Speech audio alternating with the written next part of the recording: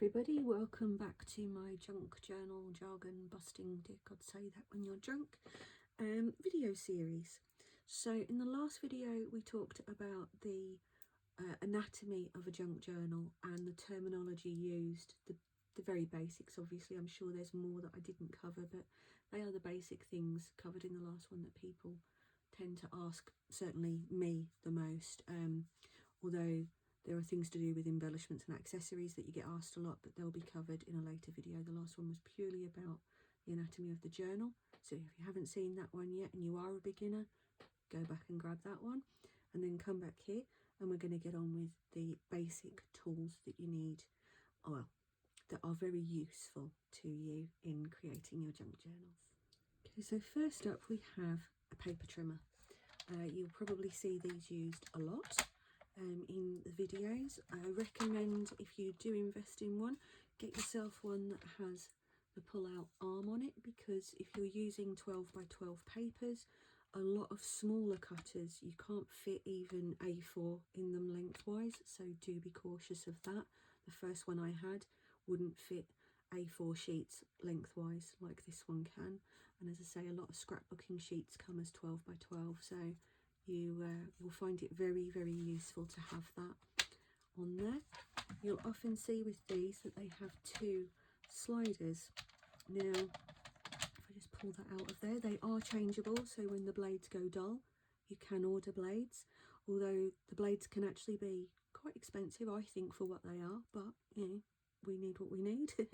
Obviously you can just measure and cut, but when you're doing a lot of stuff like that, it really does take a long time, and this makes really quick, easy work out of it. So it's working smart, not hard. And these are not expensive. So this has a little double-sided blade in it that cuts the paper within that groove, so you just line up where you want to cut to that groove, and then this will cut in either direction. And this one, if you see them that do have the two, is a scoring blade, well, scoring wheel really, and this will score fold lines for you. So that's why you'll see some that have got two. Now, if you're just doing scoring for, say, a pocket flap or like a basic envelope, you can get by absolutely fine with just using one of these and the single scoring. But if you are trying to make things that involve multiple scores, like box envelopes, folios, that kind of thing, then a scoring board is a really good investment. This comes with, just tucked in the end here, you've got your little scoring knife, and it just means that you don't have to keep adjusting your score line on the paper cutting board to the measurement that you need, because your measurements are here, so you know that if you need to score them a centimetre apart, you can go down one line, down the next line, and that's that done, kind of thing. So when you need to do a lot, these are very, very useful. But again, you can get by without either. You can just measure and score using a scoring stylus, that's fine. But this is just about stuff that you'll commonly see used, why one thing is used over another, and what they're called. So that's that thing out the way. The next thing you'll see is people using these a lot, corner punches. You can get a couple of different types of corner punches, and they are not all created equal. This one, for example, is just a really basic, cheap one off of Amazon, and it literally, oh, I'm just dropping it on the floor now. You'll have to bear with me while I try to get that.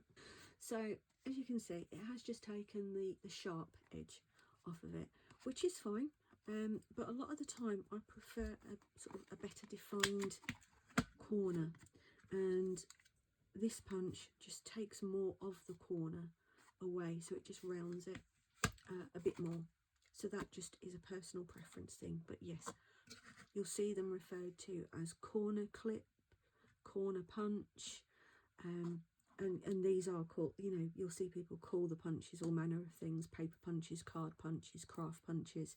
They're all exactly the same, so don't fret thinking that there are all these different types that do different things. They all punch through paper and card, just for different reasons.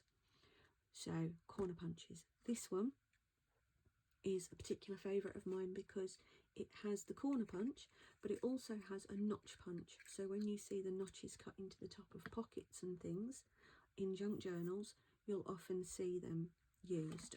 But when I do the craft punches tutorial, I'll come back to those then and the different types and what they do. Another basic tool is a pokey tool. This literally pokes holes in things. Now, for heavier things, really thick card, heavy leather, that kind of thing, an awl. This is effectively an awl, but just not quite as severe, because a proper awl has a wooden handle. You can get a really good grip on it. You can really push down into things.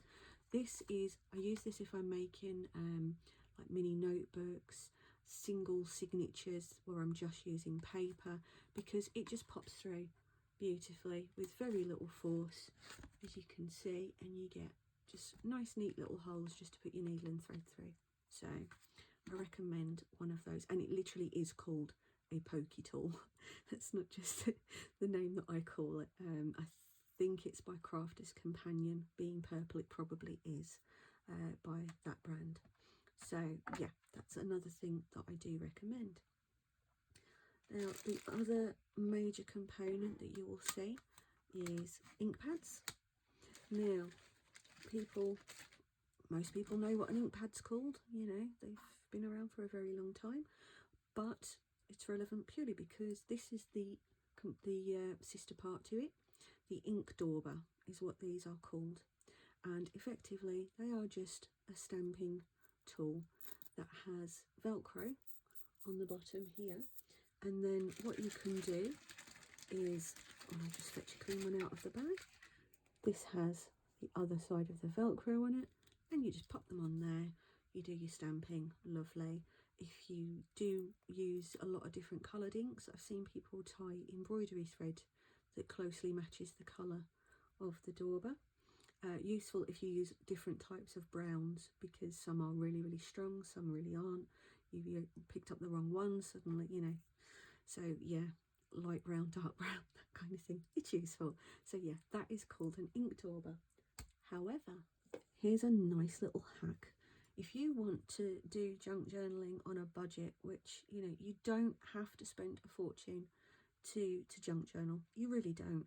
And a lot of the stuff that I would consider even the basic tools, a lot of people don't even use them because they don't want to clip out their corners. They don't want to use a paper cutter. They just want to roughly cut something out, slap it on a page with some glue and slap some other things around it, and lo and behold, it looks beautiful.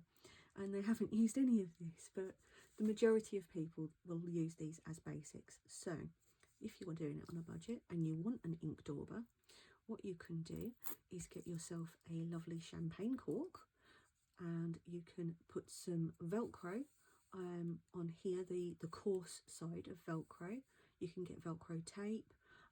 You can use these Velcro dots and just put a couple of those on there, and then stick it on there. And then when you want to change it, you peel it off, change it.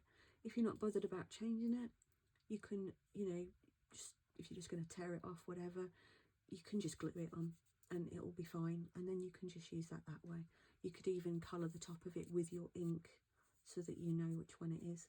So yeah, that's an easy way for that. And the other version, again, this is called a mini ink dauber. Sits on your finger like so. You dab it in your ink and then you go around and ink what you need to do. Works very well around where you've like notched things out, like we were talking about earlier on, in the sort of curve of little pockets. You can get in there easier with them often than you can do with the big pad. So yeah, that's another quick and easy little basic that now you know what it's called. And you can buy the refill pads for the daubers online. If you're in the UK, I get these from the Works.